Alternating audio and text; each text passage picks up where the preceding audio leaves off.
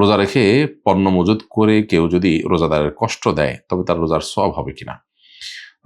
রোজা রেখে যদি কারো কষ্টের কারণ হই, আমরা কারোর হক নষ্ট করি, কোনো ব্যবসায় যদি কৃত্রিম সংকট সৃষ্টি করবার জন্য, দাম বাড়িয়ে লাভ করার জন্য, মুনাফা করার জন্য মজুদদারি করে, তাহলে সেক্ষেত্রে আল মাহতাকের খাতি হাদিসে আসছে, নবী সাল্লাল্লাহু আলাইহি ওয়াসাল্লাম বলেছেন লা ইয়াহতাকিরুল্লাহ খাতি, এরকম গোদামজাত যারা করে তারা পাপিষ্ট, তারা অপরাধী, হাদিসের ভাষ্য।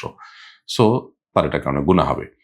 কিন্তু এই কাজ করার কারণে যে তার রোজা মোটেই হবে না বা কাউন্টই হবে না ব্যাপারটা সেরকম না। তবে হ্যাঁ, রোজার সওয়াব সে কতটা পাবে এটা নিয়ে প্রশ্ন আছে। কারণ হাদিসে নবী সাল্লাল্লাহু আলাইহি ওয়াসাল্লাম বলেছেন আসিয়ামু জুন্নাহ, রোজা এটা ঢাল স্বরূপ। মানুষকে ঢাল যেরকম তরবারির আঘাত থেকে রক্ষা করে, রোজা এরকম জাহান্নাম থেকে রক্ষা করে। সেটা ততক্ষণ পর্যন্ত ঢালের ভূমিকায় থাকবে যতক্ষণ পর্যন্ত এটা ভেঙে না ফেলা হবে। ঢালটা যদি ভাঙা থাকে তাহলে এটা সেভ করবে না। সো রোজা যদি ভাঙা থাকে সেটা সেভ করবে না। রোজার ভাঙা কিভাবে?